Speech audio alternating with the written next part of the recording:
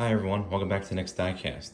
In today's video, I'll be unboxing and reviewing this Maisto Adventure Force Nano Racer, or Maisto depending on how you want to say it. I got this from Walmart and it was about $10. Now, Maisto is primarily known for making diecast model cars, but they also make models of remote control vehicles as well.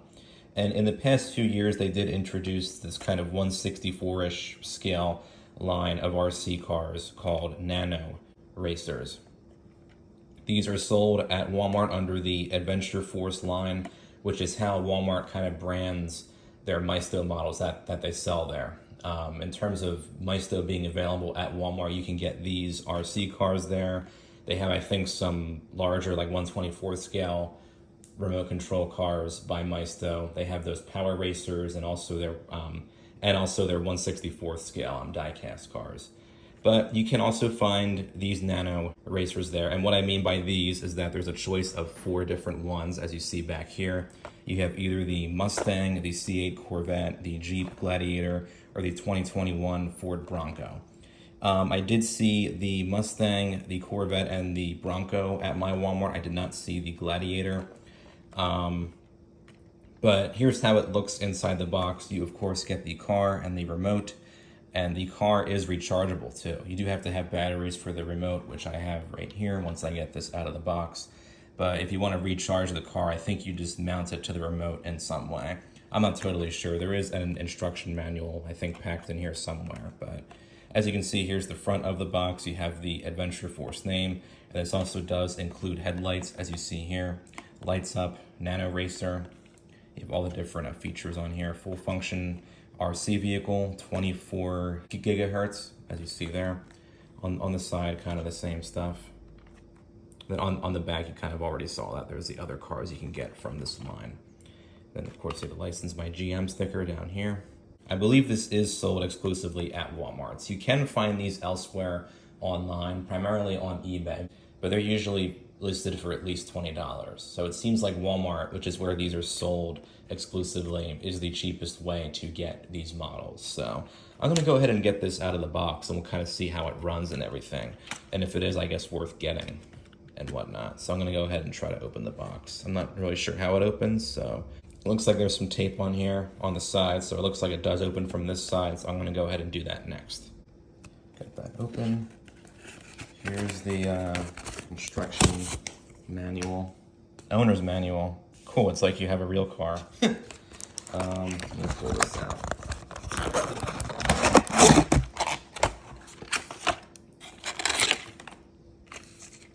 All right, it's held down by all these different twist ties. So I'm just gonna get all this untied and then we'll have the car and the remote unpacked from this cardboard. All right, I got the remote and the car out of the box. It does seem like this is pretty close to 1/64 scale. I think later on I'm gonna get my actual 1/64 scale and Hot Wheels C8 Corvettes to kind of compare these size differences between them. But here are the 2 items out of their box.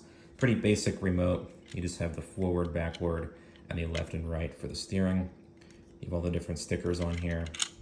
And this is how the car is charged. You kind of plug it in up here, as you'll see in these instructions, which tell you. So we do have, are these double A's that go in here? I'm guessing they are. I'll see that for sure. Of course, it tells you, obviously, how you're supposed to use the controls.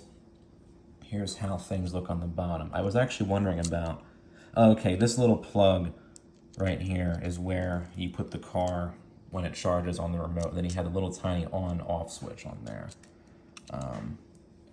Interesting. Okay, here's the charging instructions. So move it to the off position. Align vehicle as shown. Oh, and looks like there's a light that tells you when it's charged or not charged when you have the car plugged in on there. So I will put the batteries in here real quick. We'll just see what's on the back. Okay, here's all the different do's and don'ts for use and care and stuff. I love how the sun has a face in this picture. Like, hey, I'm evil. I'm destroying the car. So obviously you can't have this out in direct sunlight or drive it around in sand or crash it into walls or drive it on thick carpeting or drive it out in the rain. So pretty much all the different things that you can't do. I don't know how you could anyway, because the car is a very small model. And if it were to be in any of these environments, it would stop working, I guess, almost as soon as you put it there. But yeah, here's all the different care instructions too. Obviously, turn it off when you're not going to use it, and you clean it off with, cloths and brushes and whatnot. And then all the different cautionary notes too. But yeah, that's pretty much the manual. So we'll go ahead and put the batteries in. I already took off the cover right here. We just kind of pop it off. And it is on AA batteries. So I'm going to put them in and then we'll charge up the car. All right, got the car plugged in and charging. It is 1:54 now, so we'll see if it actually does take the 6 to 8 minutes that it says it does. One problem I had is that the remote, although it took my rechargeable AA's, when I tried charging the car, it would not acknowledge the car. So I took out these rechargeable batteries, and they are fully charged too. I actually verified that. And I put in 2 regular AA batteries, and now they are working. So keep in mind that you might have an issue with what type of AA battery or brand that you're using. So keep that in mind. So you may just have to use just regular AA batteries as opposed to rechargeable ones for this toy. But we'll see how this works once it's all charged up. All right, got it all charged up. We'll see how it drives now. It took about maybe 10 minutes to get it charged. So a little bit more than what they said, but not a big deal. So just gotta flip this to on like that. We'll see. That's fast. Oh, the taillights light up too. I didn't notice that before. Look at that. That's cool. I want it to fall off on the floor. There's the steering.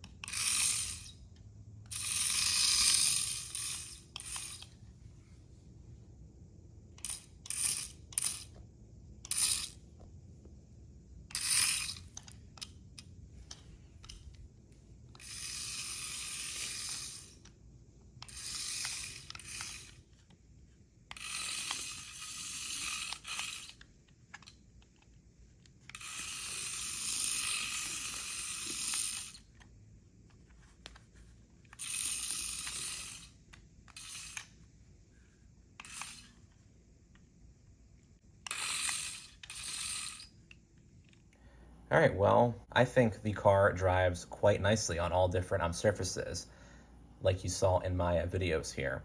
I noticed that unlike a lot of remote control cars of this size, there was no like skidding and whatnot, and that was kind of surprising, especially on that marble flooring, because marble floors are like ice for remote control cars.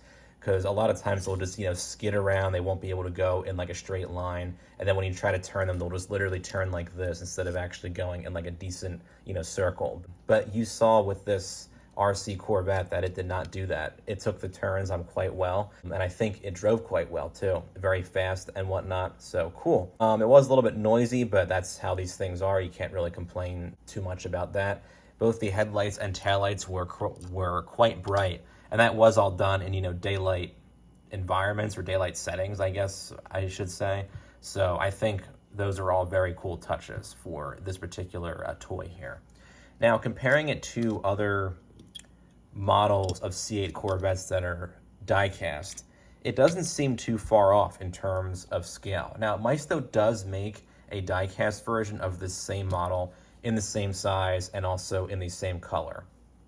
But of course, you have more brands that make C8 Corvettes in die-cast in 1/64th scale. We have the Greenlight 2023 Corvette Roadster here and the Hot Wheels 2020 Corvette right here.